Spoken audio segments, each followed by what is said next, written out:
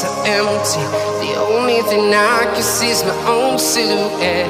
I'm getting stronger, step by step. The clock is ticking, but there's no time for regrets. I've been flying from town to town, from London to